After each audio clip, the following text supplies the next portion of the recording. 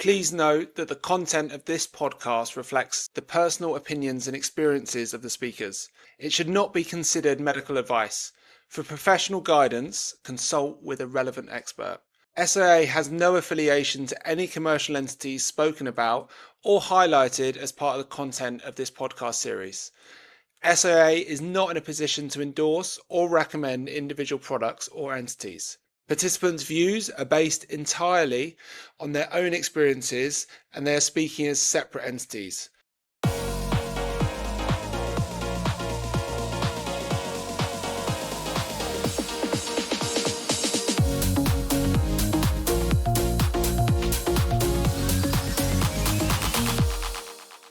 Hi everyone, thank you for joining our limited series podcast on all things travelling with confidence. Today we're going to be kicking things off with a discussion about preparing for travel, and I'm excited to be joined by some awesome guests. We're going to be sharing some personal stories and experiences, practical tips and examples of how we prepare and plan to travel. Before I introduce the guests, I wanted to briefly say hello as this is the first pod. So first things first, my name's Ollie and I'm going to be hosting this series. I sustained a spinal cord injury back in 2012 through a motorbike accident, and I now live with a complete T5 injury. I had some pressure sores after my injury, which kept me in bed rest for a few months during rehab. And I also struggled massively with spasms to the point I had a baclofen pump fitted. Pre-injury, I always loved to travel as much as possible. I loved experiencing new cultures, exploring new places, and going on adventures. And I still love to travel, and I do it every opportunity. From exploring the UK to refugee camps in Uganda, I have a really wide range of experiences. I've also experienced pretty much everything you can imagine whilst traveling, both the good and the bad. But for me, this has never outweighed the joys of traveling. It just takes a bit more preparation and thought beforehand, which is a perfect segue to introduce the guests today. So I'm really excited to introduce Rosie Mays and Paula Hansen. First off, Rosie, would you be able to give everyone a quick introduction, who you are and your favourite place you've travelled to? My name's Rosie and I was injured 15 years ago. So I'm C5 level spinal injury and loved going to hot places before my injury, and it's even more the case now. So my favourite place that I've been to is probably where I am now. So I'm in Phuket in Thailand and absolutely love it. It's beautiful and the temperature's amazing. Good to get some sun and just see the jungle in this beautiful place. Incredibly jealous because I'm sat here in a very grey, wet and windy Surrey just south of London at the minute. But yeah, we'll dive into your trip shortly. Paula, would you be able to give everyone a quick introduction, who you are and your favourite place you've travelled to? Hi, I'm Paula and we own a company called World Accessible Holidays, and we help people get out there on holidays, whatever their disability. And my son has cerebral palsy, so not the same, but we travel with a wheelchair and his experience is a little different, but we'll talk about that. And our favourite place, because we travel everywhere together, is Japan. Japan, I love it. We just love it. The culture, the food, everything about it, the people, just so lovely. Love it. Favourite dish? Well, I wasn't eating fish at the time, so it was a bit difficult for me. But I'll just try anything. I did actually try uni. What are they called? The sea urchins? Oh, amazing. I did try it because, when am I going to try that again? So I wasn't eating fish at the time, but I did try the uni. Yeah, it was really nice. It was like buttery. Love it. I can't say I've tried it. So we're really excited to have you both here today. I suppose kick things off and start diving into all things planning and preparation for travel. Rosie, if I can come to you, you're in Thailand at the minute, having a great time, making us all really jealous. When you think back to preparation and when that started for the trip, do you have a plan that you follow for your travels? Yeah, definitely. So it's been something that's gradually been developed over the time since I was injured. I think you always learn things along the way, wherever it is that you go. So with this trip to Thailand, it has been a culmination of experience from ever since I was first travelling in the year straight after my spinal injury. So I think you always have to have a huge list of stuff because there's not only the list that you would just make the same list that any able-bodied person would also make of like all your packing and clothes and things like that.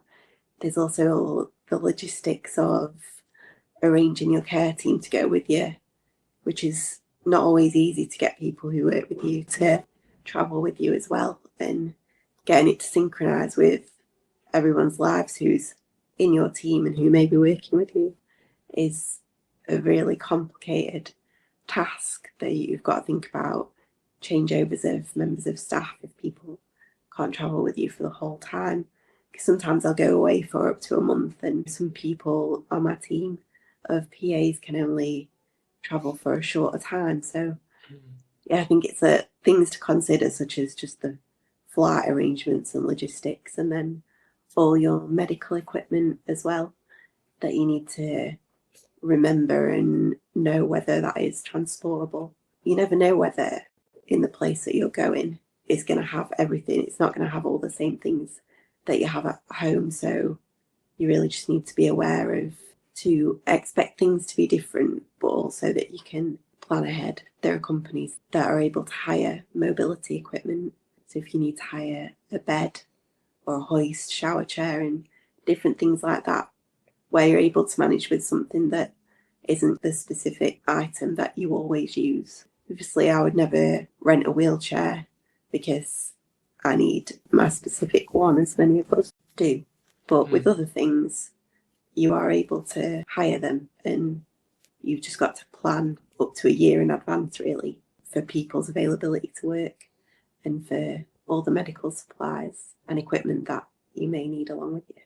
There's obviously a lot there, isn't it? And it's so individual to everyone. I think everyone has a very different experience of disability and spinal cord injury. And I suppose on that, would you be happy to share a little bit of your setup of, I suppose, carers that you have at home and that you travel with as well? Yeah, definitely. So at home, I have quite a large team of carers. I have 24-hour care, and that includes waking nights and sometimes people working alongside another member of staff. The majority of my care is lone working, but there is a little bit of double up, mainly to help me get ready quicker in the morning. So when it comes to things like showering, it takes longer. It's hard not to waste a lot of your life just getting in and out of bed every day and washing and getting back in bed, as I'm sure everyone else also finds super frustrating. So where I can get the extra bit of help to speed things up, I do try and focus on that. It's a hard balance to find because you want to make sure you get as much alone time as well and independence, whilst ensuring that you have the right amount of care that you need. And that's, of course, the same at home and abroad. When I travel abroad, I always go with 3 members of staff. So it's fewer days off for people compared to at home. But I think everything is adaptable, and when you are away, everyone who's working with you has to be quite adaptable and proactive and willing to work within different environments. That's something that can be tricky for members of staff, and for, I think, in situations where things are sometimes run by care companies or in a hospital environment, everything's quite regimented and you have to live a bit more flexibly when you travel. So it's just something to be aware of, when just to get the right people around you, and the different carers being aware that things aren't going to be the same. There might not be the same equipment that they're used to, but it's a case of everyone, for me as someone being cared for in a different environment and for them working in a different environment, that with a proactive state of mind you can work around your environment and make different places work for you just as well. I think it's important to bring certain pieces of equipment to make that easier. So things like slide sheets, like you may be sleeping on a different bed which isn't height adjustable, which is what I'm used to at home and don't always have when I'm abroad. You can buy things like fold-up shower chairs to use, so you can take it with you, and just to try and get everything as similar as possible to what it is at home, whilst being aware that there are a lot of things that are going to change that you need to work around and be open-minded for. So I suppose it's trying to build up a list of those things that can be in your control. And I suppose that includes your care team, but it also includes some of the kit that you can take. And the preparation around that obviously takes some time, especially with the care team needing to kind of get their buy-in and their want to be involved in the trip, and I suppose your confidence as well within that. But then there's always elements that are always going to be out of your control when you're traveling outside of your own environment, right? Yeah, that's it. I'm sure you found as well with the travels that you've been on that sometimes you have to expect the unexpected, and at the same time, like you said, keep as many things in your control as you can. Just when planning, give yourself more time than what you need, because just in case something is to go wrong, like in case you have any bladder problems or issues like related to bowel care or personal care, things like that, which can be the most stressful things that at home and when traveling, always the most stressful things. So I think to just, especially when in an unfamiliar environment or when you need to catch a flight and be there on time, just give yourself way more time than you actually need just to reduce the stress. Because I think holidays are meant to be relaxing, but they can be one of the most stressful things that you can do as a disabled person. And myself, when newly injured, I felt very overwhelmed anytime I had to get on a plane or be in a different place and be around people who weren't experienced working with me. Those things you just need to try and make yourself the most educated as possible about what's going to happen and what to expect beforehand. Amazing advice. And Paula, if I can come to you, what Rosie was saying there around those potential elements of stress and that lead in, would you be able to go into a little bit of some of the work that you do to help remove, I suppose, some of that stress? It's really difficult, especially when you're newly injured, because you don't know anything other than what you knew previously, especially if it happens later in life. Then I sometimes say to my son, you were born with this. You've always known it. And he tells me off for this. You know what to expect and what happens. But when it happens later in life, you don't know what's going to happen.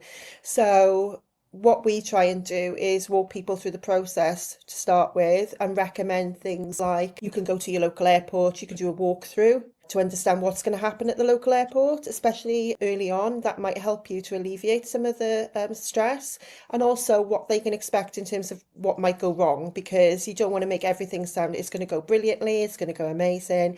So it's how can you be prepared for that? So things like putting an AirTag in your wheelchair, because if your wheelchair goes missing, at least you know where it is, even if they don't, because that can take a long time to find something if it goes missing. And also to give you less anxiety on the plane, that you know if you check where find my AirTag, that you can find and see that it's on the plane. So little things like that, but also to prepare them that you should board first, but you might not, because we always found the stress of we'd board first, but then they'd let people down 2 minutes afterwards. And then you've got all these people coming down behind you. It's so stressful. Or you're brought on last and then everybody's staring at you. And trying to tell people they're not really staring at you because of being disabled. It's because somebody's joined the plane and it's different and they're just looking to see what there is. It's not anything necessarily negative. It's just that it's something different and they're just watching. So just trying to tell them to try and think about going on holiday, having a nice time, and that they're not being picked out for ridicule or anything like that. It's because somebody's walking down the plane or being rolled down the plane that they may not have seen before. Before I went on my first trip after being injured, I was so nervous even thinking about how to get through security, right? Because all of my experience of going through security was in big queues and things like that. But actually, like you say, that opportunity to go to an airport and almost have a dry run is so powerful, because you realize actually there are whole other routes through airports that you never even knew that existed, and they can fully cater for you even if you haven't seen or had that experience previously. So those examples are really, really helpful. And I think traveling before I was injured, it's so hard staying under baggage limit at the best of times, right? And now going traveling now, I've been skiing plenty of times since injured, and my sit ski weighs an absolute ton. I need skis, I need like all my captors and all of those kind of things to travel with. But actually, I've never actually, touch wood, had an issue getting that stuff on the plane because you have that additional baggage allowance and things like that. And I suppose I'd love to dive into a little bit of your experience of traveling with some of that equipment or preparing to travel with some of that equipment, what you've done to I suppose, keep your wheelchair safe, Rosie, because obviously traveling with power wheelchair, you're very reliant and there's potentially a lot of things that can go wrong. Are there any things that you think about, particularly in that preparation stage to get your chair ready or the equipment that you travel with ready? Yeah, definitely. I hope that airlines' care of wheelchairs is something that is improving and is going to improve. And there's a lot of high profile campaigns at the moment regarding that. And I think that's so important and necessary. I've personally experienced so many occasions of my wheelchair not being lost, but being damaged in some way by being moved on and off the plane. The first occasion of that being the year after my injury.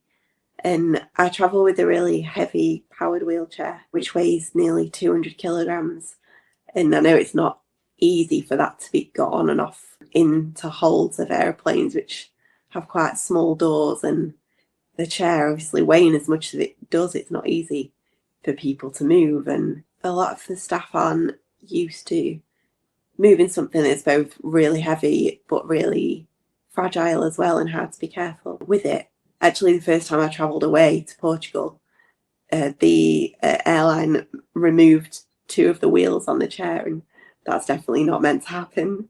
They're not actually removable, like nothing on the chair, but I think that can sometimes be assumed. So now one of the things that I do is always put instructions of how to handle it, like on a sheet that's attached to my chair.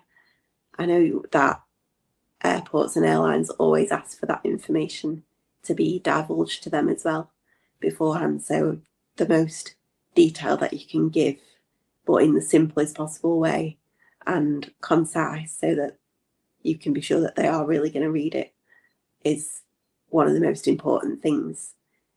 You'll be asked about it again at the airport as well during the check-in process. Your chair will be tagged, and you'll be asked things like whether or not you want to stay in your own chair up until the plane door, or whether you're happy to sit in one of the airport chairs and have your chair taken straight on board. So it's something that you do have a choice about, but sometimes it can feel like a bit of a rush in the airport and you don't want to be forgotten or ignored. So just to give that information beforehand and be clear in your own mind what you want to happen, and don't be pushed by people. Like, don't let people push you into doing things that you don't want to do, because the choice is yours and they are there to help you. In fact, one of the difficult things that we've encountered on the trip that I'm currently on is just to do with translations of the information as well. So I've put it in all the different languages in the countries that I'm going to be travelling through to make sure it's clear. That's a great tip. Paula, do you have anything to add to that? Because I know you've previously kind of mentioned around understanding as well your rights before going into that situation. Yeah, absolutely. And sometimes you find that people want to be over helpful. They want to push you. They say you need to transfer into an airport wheelchair. There are certain airlines that do that, that say you need to transfer. Well, that's not the case, because your, equality law says that you need to be treated in a certain way, and you need to be able to travel in a certain way. So you can stay in your wheelchair, you can go to the gate. If you don't want to be pushed, you don't need to be pushed. And making sure that you understand around, so for example, with package holidays, if you're going on a package holiday, then if it's a UK company, then they have to follow the equality laws of the UK. So if they're providing transportation at the other end for other customers, then they also have to provide transportation for you. So what that is, whether it's a taxi, a WAV, or whatever you can manage, then they can't say that you have to pay for it extra because you've already paid for it within your holiday. So it's understanding what the laws say and how that applies to the holiday you're going on. Yeah, thanks for that. And I think if I reflect back to when I travel, it's also knowing that I can get on a plane with an additional medical bag to my normal bag with all my clothes on. So I'm quite careful about what I pack in there as well. So I have a holdall that, yes, has all my catheters, all of my medical equipment for kind of bowel care and stuff like that when I'm away. But I'll also have a little toolkit with Allen keys and things like that. For wheelchair, I'll have a little portable pump, always take spare inner tubes as well, and a roll of duct tape.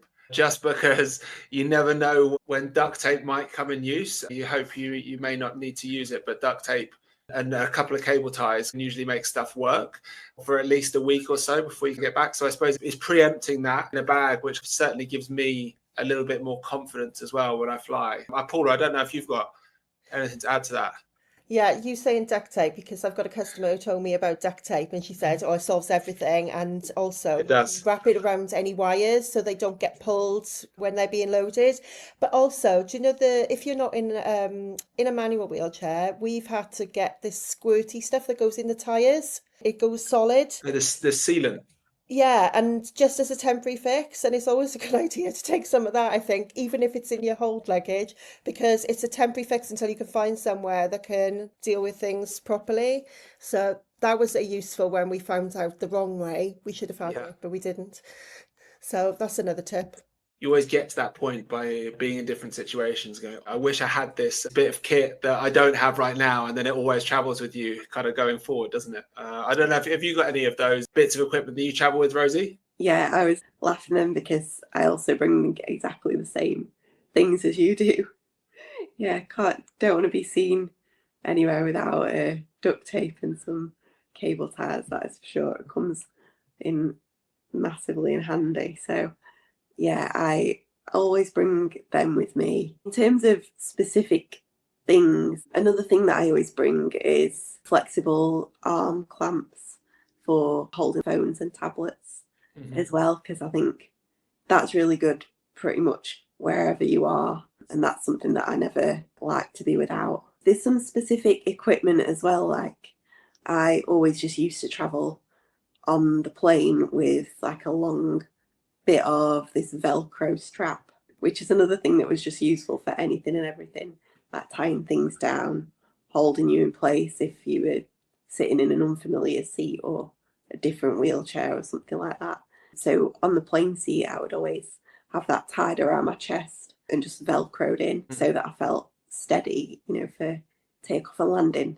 I've since discovered that there are specific harnesses that you can buy for that, which I have done now, so I always take that the particular one with me. But yeah, the Velcro strap kept me going for years, and it's still useful for like lots of random things that you come across. So yeah, discovering bits of equipment like that. I also always take my own chair cushion off the seat and put that on the plane seat to avoid pressure sores, which is something that took a few years of getting pressure sores on planes before I realised, and then thought, I think you always get to a point where you think, oh, why haven't I always done it this way? Yeah. And that's definitely another one. And I think that's the massive added bonus for reducing pressure sores on planes, or the chance of reducing pressure sores. But also, if the worst does happen and your chair doesn't turn up, it means you've got a pressure relieving cushion when you're on another chair while you're waiting for your chair to get there. So that's definitely something that I always do, take my cushion onto the plane.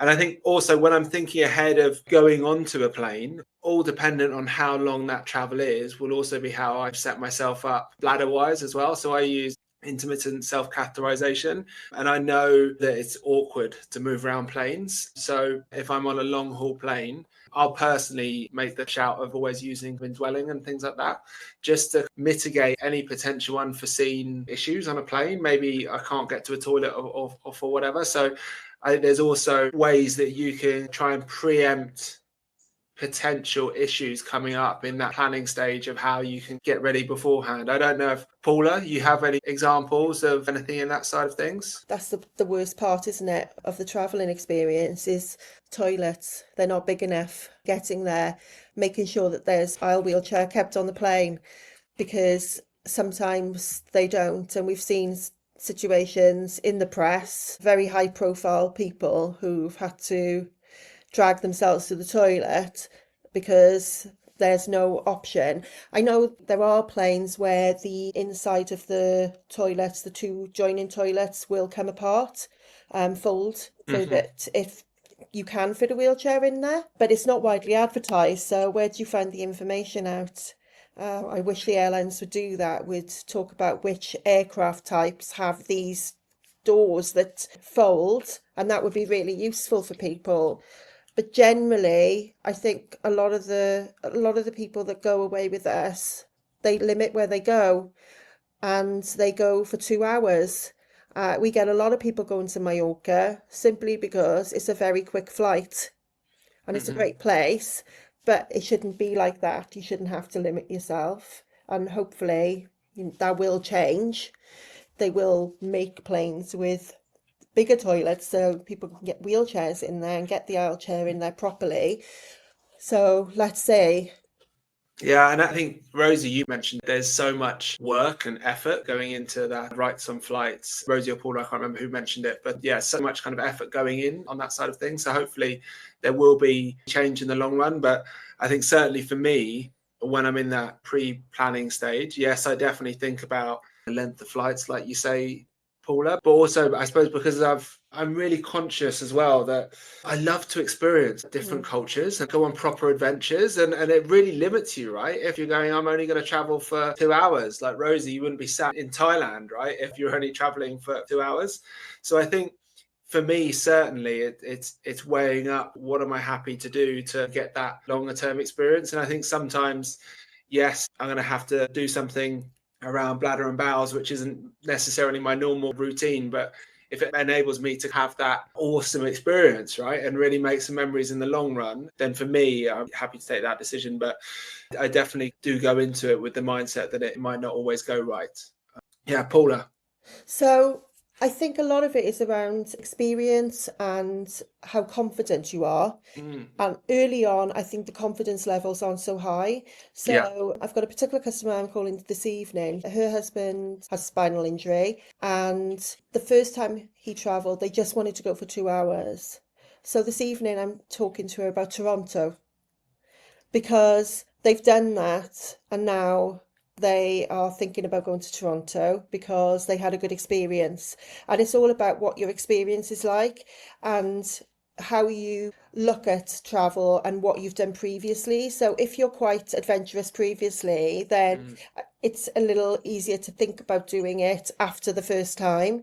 But once you've done it the first time, even if you're normally going, say, 6 hours, 4 to 6 hours, then I think you become more confident in doing it, and you'll go a little further and a little further. And everybody's different. So everybody we speak to is different, completely different. And what they're prepared to do, even after traveling a couple of times, is completely different from somebody else. So we'll have people who are prepared to be quite pragmatic and will say, okay, if it's not a wheel-in shower, then, I've got somebody with me. As long as it's a walk-in shower with nothing, no lip or anything, we'll manage and we'll be able to do it. Whereas somebody else will say, right, it has to be a complete wet room, and it has to be completely right, and it has to be a certain height, or it has to be in a certain way. And that's because they're completely different and they want it to be that way. So I think there's no one way of traveling. It's just what you're comfortable with and growing.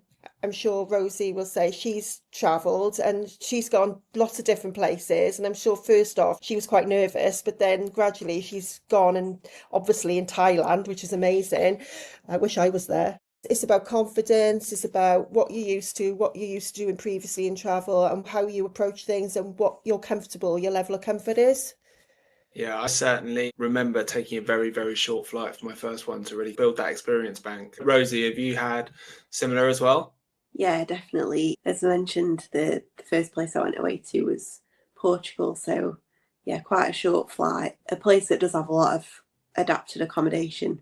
So, somewhere where you could feel quite confident. I think some of the early trips people often take will be Portugal and Spain, because I think you find things more readily available there and a little bit more of a smoother, predictable time. Things like planning and knowing there's going to be trouble with things like accessing toilets and stuff like that. It's like, it is one of the worst and most worrying things that you come across. And I think getting onto planes and knowing that you're going to have to like plan your bowel routine and know that and make different arrangements with your catheter so like personally I have a suprapubic catheter which I will clip on and off at intervals when needed. So I think then just on a plane it's like having that out of the way and feeling like you're not exposed in front of people, and also then trying not to worry about things like that too much. I think getting on and off planes and traveling in different places can make you feel quite exposed and humiliated at times when you're not used to being seen out in the public with your disability, and feeling more disabled as well because it's not in your normal environment, which makes you feel independent when you're in a place where everything is kitted out for you properly, and then being somewhere that is not what you expect, full of crowds of people, and it just does affect confidence. And I would encourage people to try not to be put off by any early experiences that you have that may be a bit more negative, because things do go wrong with things like your travel plans, bladder, bowel situations and stuff like that. It does become a funny story in the end. It's like trying to see that although things may happen that you might find embarrassing at the time, that it's all a means to end, like it's just to get in your way, and try not to feel like that's going to have an impact on your trip, because I think everything freaks you out at first when you're first injured and things go wrong, but you do iron out problems and you do come less embarrassed with stuff, and just think you're the same as everyone else. You just want to go away and people aren't staring at you. You just do sometimes feel more exposed, and just do your thing and don't be put off. Yeah, I love that. We are going to be delving into, I suppose, that resilience and well-being kind of element on another pod, because I think it really does need that time. But it's, as you've said, Paula, right? It's that experience bank that you want to build up on. And there is a real element of vulnerability, I suppose, when you're making those first plans and working out where to travel. But I'm also really conscious, we've just been discussing flights, but travel certainly isn't just about flying, right? There are so many opportunities in the UK, whether you want to drive or take the train, or equally across Europe. I, for one, love a road trip because it gives me so much more flexibility on how much stuff I travel with, kind of knowing I can be in control of where I stop for bathrooms and things like that. But I suppose what I wanted to delve into a little bit, planning. We've spoken a bit about equipment, about kit. We've spoken a little bit, I suppose, on that approach to planes specifically, because I think that's an area where everyone is a little bit reticent about. But how about thinking about where we want to go? Because that's quite a big thing, right? Because that can really change your experiences massively, right? Because that's the reason we're all traveling, is to go somewhere cool and make some memories. So Paula, are there any conversations or kind of questions that you like to ask people when they're saying, I want to go away, I want to go on holiday, and maybe this is my first time, or I want to experience something new? Yeah, absolutely. So first of all, we're looking at how far are they comfortable going? How do they want to go? If they're not confident flying, then is it cruise? Is it train? Do they want to drive? So what do they want to do in terms of travel, and how far do they want to go? So a lot of people say, well, I'm not comfortable flying for the first time, I'd like to do something else first. So sometimes we work with a lot of medical professionals that work like a team around a customer, and so they'll say, well, we want to do a UK city break first as a hop to doing something else to see how people manage or what they need to try it out, because we know that we can get somebody to them if there's a problem. And it always goes okay, really, more or less it goes okay. In the UK, you've got everything you need. The standards are much better, although they can go wrong, but not very often if you plan.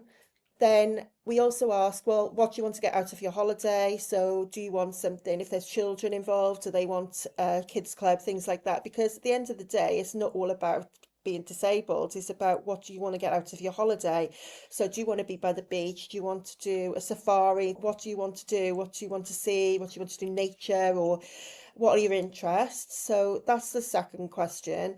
And then the last on the list actually is all the accessibility stuff, because we want to make sure that we're getting the destination around what they enjoy doing first, and then making sure that we can get the accessibility in place in that place. So things like, do they need a wet room? Can they transfer into a level access shower if it's not a complete wet room?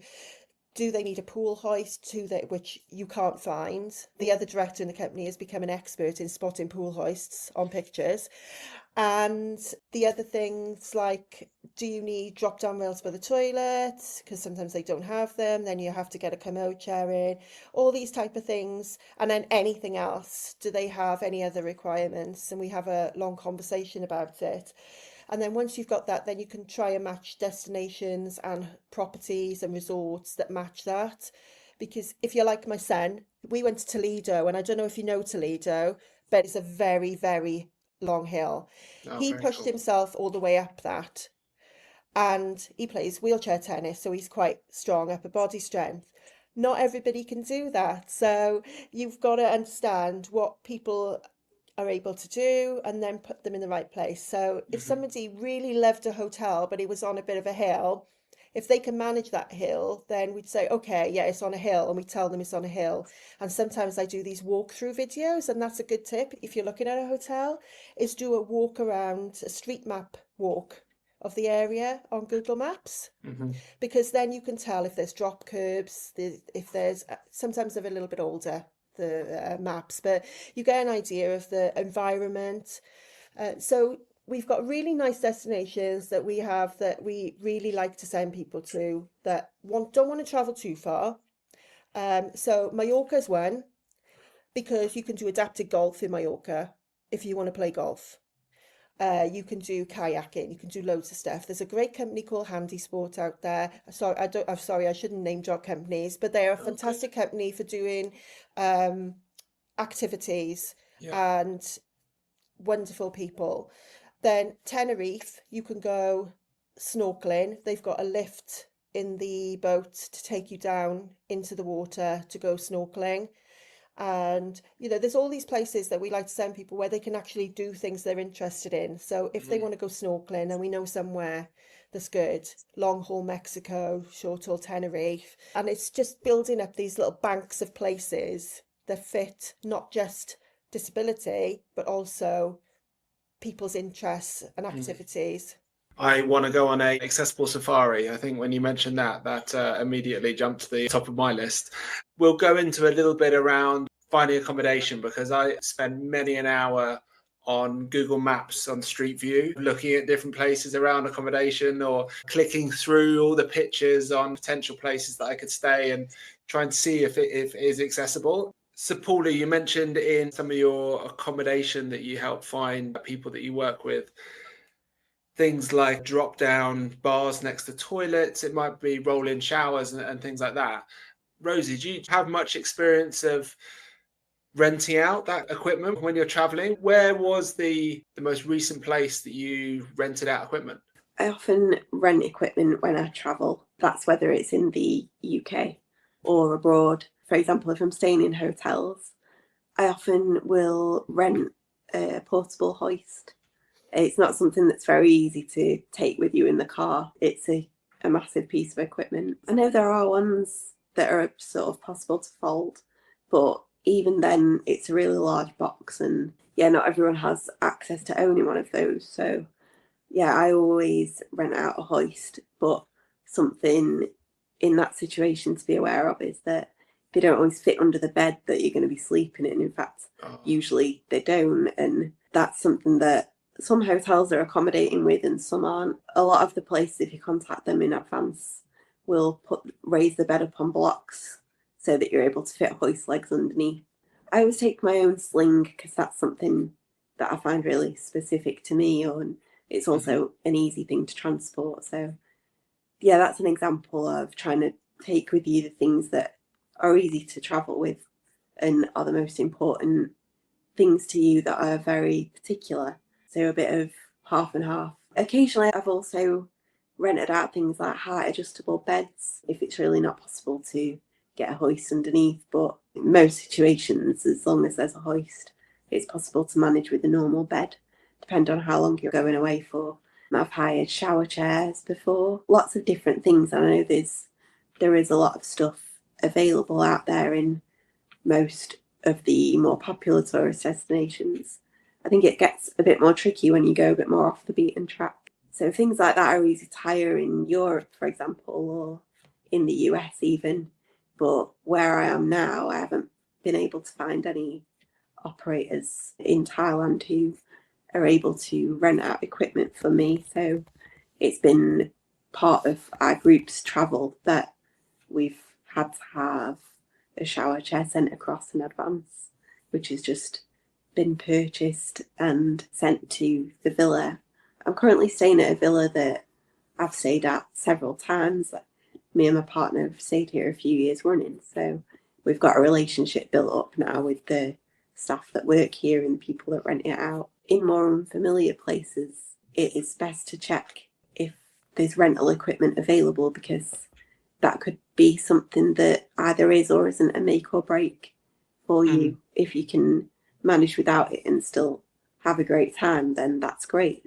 But if it's something that's going to prevent you from relaxing and enjoying yourself, or is going to do damage to your body, not having it, then you need to unfortunately reconsider where you're staying, which is that it shouldn't be the case. It should be that people with disabilities should be able to travel to any place and have equal opportunities everywhere. It's not yet the case, and something that is improving, but that's to each individual's decision on what things are possible to compromise on or not.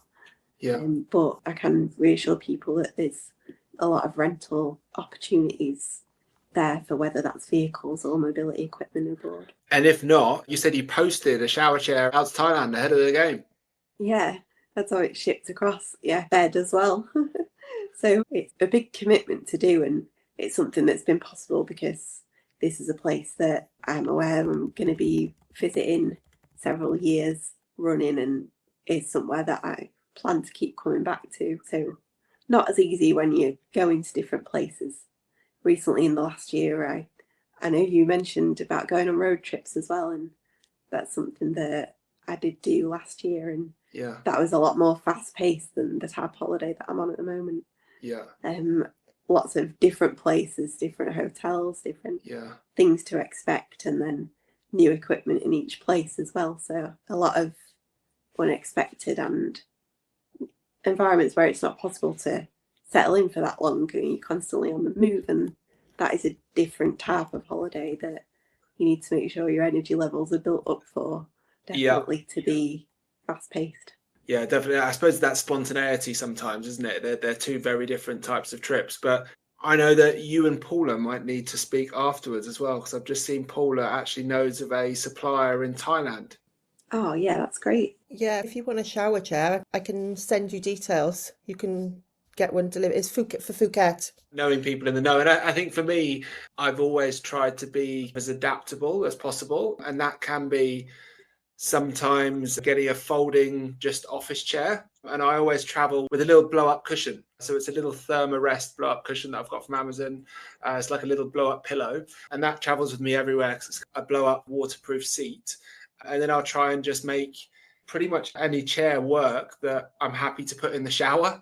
So it could be maybe I'm driving past an IKEA and I buy a folding office chair. I've done that sometimes on holiday, through to looking on balconies or around a hotel for some kind of plastic chair that I can pop in a shower, and I can make most things work. But I suppose that's because I'm reasonably confident with my transfers and have experience of being in a lot of crazy places. But I think the main thing I'm always very conscious of in that situation is protecting my skin, just because the last thing you want to do is put skin and health at risk in those situations. I suppose, do you have any little bits of kit like that you might travel with when you're thinking of that self-care point of view that you found has really helped? Paula, have you had any that come up in your conversations that you always kind of recommend? Well, sometimes the hotels have got the flip down seats, and I don't know what people think about those, because sometimes they look like they're going to fall off the wall. So, so even if they've got those, then either somebody would hire, or if they need a wheeled shower chair, then they would hire one. But otherwise, like you say, balconies are great to look at to find the seats. But it depends, if you can only side transfer, then obviously they've got arms normally that cover, or you have to make sure that they've got no arms, I guess, or flip up arms. But otherwise, I guess I don't think it would be appropriate necessarily, but we've always travelled with pop-up stools. They go really flat, and I know you can do the same with folding shower seats. Shower commode seats. I think, Rosie, you mentioned it earlier. So, and you get the extra luggage allowance for medical kit. So that's classed as medical kit. So if you want to take a shower chair, then take a shower chair. Definitely. Rosie, you touched on it. I think there's two very different types of trips, aren't there? There are ones that you have the opportunity to really plan and really think ahead and try and mitigate and come up with solutions ahead of time. And then there are the types of trips that I'm sure all of us want to do at points that are a bit more spontaneous. And I suppose there's always a different approach, isn't there? Because there's only so many things when you don't have that time to really prepare and plan. And I think for me, that's about thinking what's in that medical supply bag that I always take with me, with that blow-up cushion, catheters, duct tape, some zip ties and things like that. And you mentioned the road trip last year that you went on, Rosie. How was that, moving from location to location? And I suppose the element of unknown every day, isn't it, when you go into a new place of what are you going to be greeted by? Yeah, that's it, exactly. And just doing things at the speed that you need to get to be able to travel to different places day in, day out as well is something I think that's hard to get back on top of. But depending on who you're working with as well, post-injury, when you get more confident with your own routines and stuff, that your daily living tasks can take up less of your time, and you can spend more time doing the things that you actually want to be spending your life doing. And yeah, when I was traveling on the road trip, something that was really important for me was to have a manual lifting sling, which I always use a hoist, but in every place it wasn't possible to access the bed or the cars with the hoist, because I also transferred in and out of car seats rather than staying in my wheelchair for the journeys, just to have a bit of a different experience. Personally found it more comfortable. One thing I discovered was that briefly hiring a convertible meant that I could use a hoist to be hoisted in and out of the front seat. Great reason to have a convertible. Yeah, so I love that experience. But then getting on and off plane seats or in and out of normal car seats, a sling that you can put in with handles that, if worst comes to worst, and in certain tricky, awkward places, people can help you by lifting you, and that avoids hurting you by being picked up, or it's easier for people to carry you that way, because it's just being aware of all possible outcomes. And it has got me out of trouble in a few situations. Last year there was no ambilift at the plane when I arrived back from a journey, and no air bridge tunnel. So it was just a case of being carried down the plane stairs and things like that on airlines or on road trips.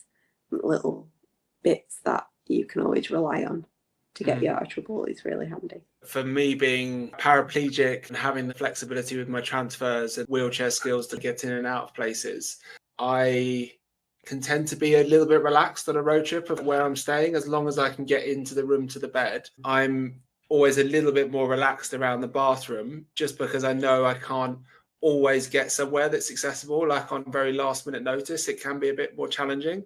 I suppose I've built up that confidence and experience that I'm able to usually quickly find a plan B. So it could be like leisure centres. Nearly all leisure centres, no matter where you are in Europe, will have an accessible toilet and shower. And if you go up and ask nicely, you can nearly always kind of get access for free quite quickly. Likewise, in lay-bys in Europe, where they have the toilets and things like that, there's usually always disabled toilets, things like that, to be able to access. So I'm always able to find a plan B. I don't know if you've got any experiences traveling with your son on spontaneous trips. Because I know that you can book your assistance up to 48 hours before. So as long as there's 48 hours, I feel a bit more relaxed about it. You know, I wouldn't do anything less than 2 days before because I want to make sure everything's right. But, you know, we've booked to go to Prague and stayed there for a week to work while he does some school work. He had exams or something, and I went to work and he went and studied for exams, and we went out in the day and sort of worked in the evening. And that was quite nice. That was an interesting trip because if you're a wheelchair user in Prague, then you've got to really be prepared because the cobbles, the tram tracks, some random man tried to push him across the road. I was like, what the hell? But then we met a really nice person who was asking him about his wheelchair because he used to work with a famous tennis player in Canada. So he knew a lot about wheelchairs and wanted to find out where he got his wheelchair because they can't get them in Prague. Wow. So that was like a random meetup with somebody. So there's lots of things you can get out of quick trips as long as I say 48 hours. You need to leave yourself at least 48 hours to plan because otherwise you can't rely on the airlines to get everything in place. I would definitely recommend that. And I think another great tip that when I look back on where a lot of knowledge has come from for me, I suppose it's something that I will fall back on, is we have an awesome community especially within the spinal cord injury community. It's quite an exclusive group. It's not a group that we necessarily want to be a part of, right? But we try and look out for each other and just asking others for their experiences. Where have they stayed? Or have you been to this city? You know, has anyone got any recommendations? And people are always very willing to share their experiences of maybe where you should go, where you can potentially have a great trip. And just thinking about those tips that you might want to tell your former self before you had a lot of that experience.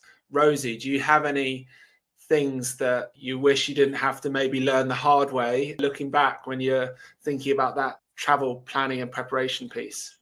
Yeah, I think looking back at the early days post-injury, I remember you speaking about confidence being built up and the thought of being able to deal more with spontaneity.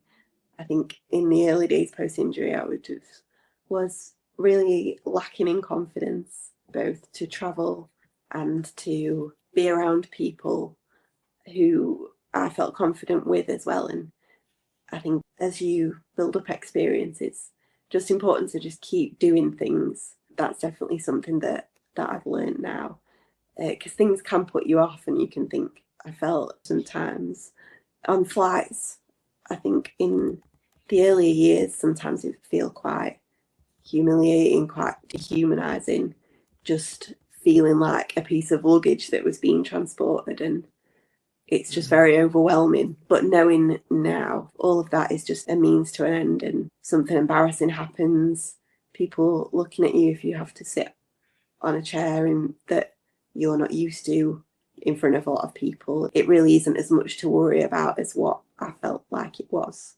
at first. And I think people can often feel like they want to hide away and feel different post-injury.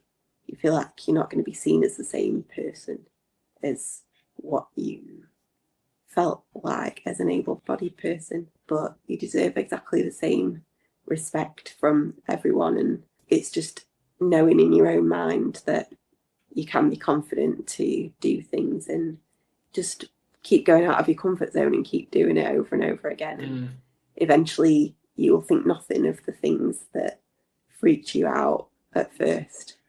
So yeah, just keep doing things and keep following your passions and the places that you want to go to. Yeah, and I think it's knowing that you're no different in feeling that way. I think everyone feels that way when you're at the early stages and building that experience. And I think, unfortunately, there isn't a golden bullet that takes that feeling away straight away. It is building up that experience bank and realizing that there are actually a lot of places that you can travel to and things that you can do. And just thinking about maybe mitigating some of those things. Are there any apps or websites or anything like that that do make that kind of planning easier? Paula, your company makes it a hell of a lot easier, but do you have any other tips and tricks in that side of things, of potentially apps or websites or anything like that people can use? Yeah, absolutely. I mean, we use them ourselves personally, and we also recommend, well, for people to have a look at them. So we use Citymapper a lot. So the major cities, then it will show you step-free access to the underground systems and things like that. It's not necessarily in all cities, so have a look, and if it's there, it's there. If it's not, it's not. Also, Accessaloo, you can find toilets. Snowball, which shows you accessible places in different places, and that's a user-led app. So people put their experiences in, so it's personal experience of it. It's not an app, but I do use Enable My Trip to find things. It's a website run by a guy called Simon Miller, whose daughter is disabled, and he's built that up. It's a not-for-profit, so there's a lot of information about accessibility of places, accommodation and things like that on there. People are very welcome to hop on our website because people don't have to book with us. We're not shy about hiding information like bathroom pictures. You know, people tend to hide the bathroom pictures. They want you to contact them, but we just put as much information as we've got on there. And if people are confident enough to book on their own, absolutely, just use the information and go. And what's your website? worldaccessibleholidays.co.uk. worldaccessibleholidays.co.uk. Yes. Amazing. You can pick things, you can filter on things like pool hoist, rooms for 3, which is a struggle because if you've got a family, it's really hard to find accessible family rooms. What else? Things like ramps into pools, stepped access. Is there an accessible bathroom? Loads of different things. And so if people want to use that, absolutely, just use it. I'm just trying to think of others. There's loads of apps out there. Rosie, are there any that jump to mind? Websites and apps that I use when planning travel. The main one I would use are Mobility Equipment Hire Direct, which is a website that I use for a lot of accessible equipment, which I think is amazing. Yeah, I really have been helped out with that website, so often that's where I always rent my equipment from.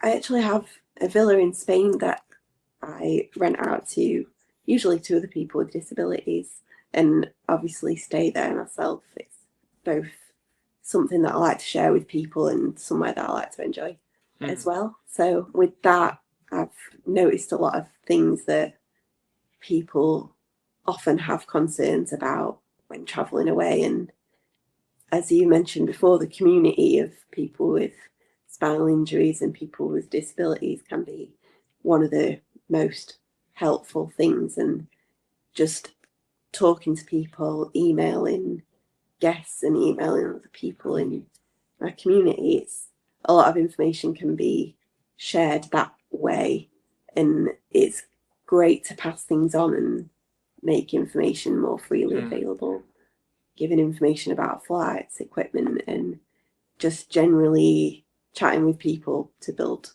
confidence about travelling away. So when planning, I do tend to do a lot of research, and it's good to know and to hear from Paula as well that there are more apps and more information online that people can access to help them. Yeah, definitely. I think you can have real trust when you are with a company that really focuses on it. But I book through and use some of the larger organizations that non-disabled people that were regularly used, like the Booking.com or the Airbnbs. And they're now actually getting far better at adding in different filters onto their search criteria that I do use, like wheelchair access and things like that. I suppose I do sometimes not necessarily believe them all the time when I dive into some of the photos, but I definitely find them really useful. And in the UK, there's an app that I use, Blue Badge Parking, which is an absolute winner from whenever you're traveling. And I always have Google Translate on my phone. That is a must. And I think really, really helpful when to have languages of where you're traveling to pre-downloaded on your phone, because if worse comes to worse and something does happen and you need some support, having an app that can translate to people that you need to communicate to is I think, really, really important. Paula, I can see you've got something to add. Yeah, one thing, there's another app called Wheelmap. So I was just having a look at it now because I haven't used it for a while, but it tells you whether somewhere's fully wheelchair accessible and where the nearest toilets are. So I've just put in New York and it tells me that this New York burger restaurant in the Flatiron area is fully wheelchair accessible and the nearest toilet is 220 yards away. So that's a really nice one as well. I've learned to say wheelchair in lots of languages. I bet. So I suppose looking back, we've got the longer term planning, especially when we're taking into account care teams and the importance of communication around that. And I suppose challenging yourself, what is that equipment that you need on a daily basis and what are you willing to maybe not have when you are traveling to build up that longer term plan for that trip. I don't know if you, on those 2 points, had anything to immediately add, Rosie or Paula? I think Rosie's said a lot already about what she does to plan, and I think if you're following that, then I think you're good to go. If you're getting that equipment ready, like you say, with a medical bag, doing things in advance, checking out the accessibility of places, using these apps, speaking to somebody who knows the area or understands where you want to go, or finding out if it is accessible from other people, then I think if you do all the things that we've already discussed, then you're good to go for new destinations because it's the same process. So we've got somebody who's got, we're planning for Costa Rica, which is really exciting because this is our first for Costa Rica and we've got a great supplier down there. But that's a completely different holiday. So then you have to maybe do something different or be prepared in a different way. But if you're planning in advance to understand any differences from what you've done previously, then you can actually find out what you need to consider differently than you've done before. Yeah, amazing. Rosie, did you have anything else to add to that? In terms of the long-term planning, I think in mentioning the equipment, medication, and then all your usual stuff, that is the big thing. I think I find it useful to be quite detailed in writing down things like timings, and just it helps me get an idea of how long I'm going to need, because I can always have a bit of a tendency to underestimate how long things do take me, especially thinking back to when I was able-bodied. 10 minutes could get you a long way, but it gets you really nowhere. When you are needing to transfer, either using a slide board or using a hoist, things do take annoyingly long amount of time. So I tend to write down timings in quite a detailed way, not to restrict myself, but just to give myself that clear idea that I do have time. And then when writing things down, I'll be able to see that maybe that flight that I'm looking at is realistically is too early to be able to make it in time, and to look at something later, and just to get that picture in your head to make sure that that the logistical side doesn't cause you stress and have a sort of long-term impact on the trip by just making it a little bit more relaxed time-wise.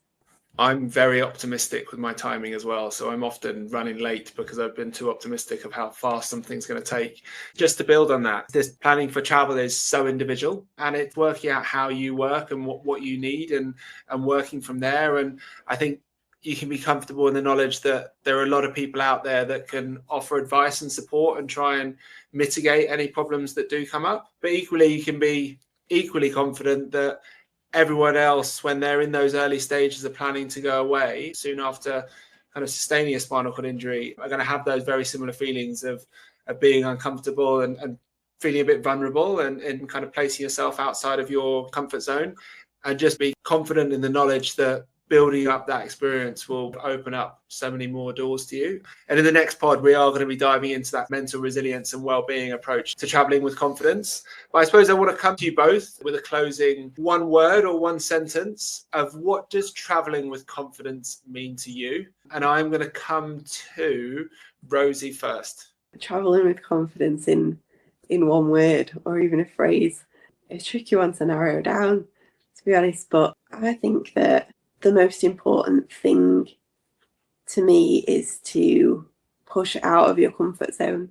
I know it's not one word, but I really feel that that is the thing that once you've nailed that, then you're good to go to it, and you really then the world is a lot more open. I think if you have an open mind to things, try not to be demoralised by the occasional thing that is going to go wrong. That's something that everyone who sustains a life-changing injury or disability does encounter. So yeah, go out of your comfort zone and you definitely see the benefits. Awesome, thanks. And I'll come to you, Paula. I think preparing for success, but also for the failure. So knowing what could go wrong and preparing for it so that you know what to do, and preparation for things to go as right as possible. So I think that would be my one word: preparation. Awesome.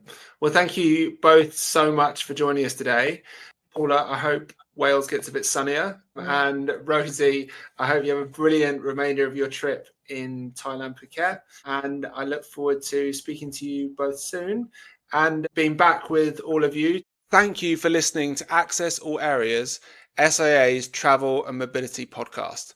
If you'd like to find out more, click the link below and don't forget to follow us on social media. This podcast is made possible by funding from the Motability Foundation.